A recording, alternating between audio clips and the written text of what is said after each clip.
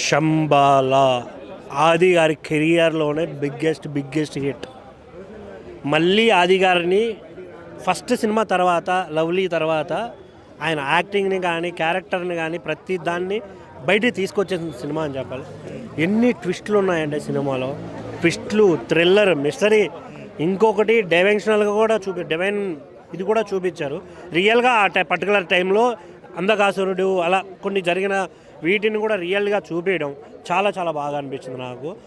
మెయిన్గా హీరోయిన్ గారి క్యారెక్టర్ అందరివి చాలా బాగున్నాయి. ఇందులో చేసిన ప్రతి ఒక్క క్యారెక్టర్ చాలా బాగా అనిపిస్తుంది. ఒక పాప క్యారెక్టర్ కాకపోతే నాకు ఆ హీరోయిన్ ఒక్కటి కొంచెం అనిపించింది. అది కూడా ఎందుకంటే దేవతల ఆమె సూట్ అవ్వలేదేమో కొన్ని సీన్లో అనే ఒక్క చిన్న గిల్ట్ తప్ప సినిమాలో background score everything is fine. చాలా చాలా చాలా బాగుంది. థియేటర్కి రండి, ఎంజాయ్ చేయండి. Thank you. నేనైతే ఆది గారికి ఒకటే చెప్తా, మాకెందుకు ఈ సోది వద్దు.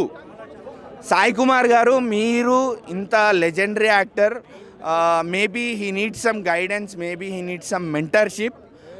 కొంచెం గైడ్ చేయండి. ఆది గారు మీ యాక్టింగ్తో మాత్రం మమ్మల్ని మంత్రముగ్ధుల్ని చేశారు, డౌట్ లేదు అందులో. మీరు యాక్టింగ్ చాలా బాగా చేశారు.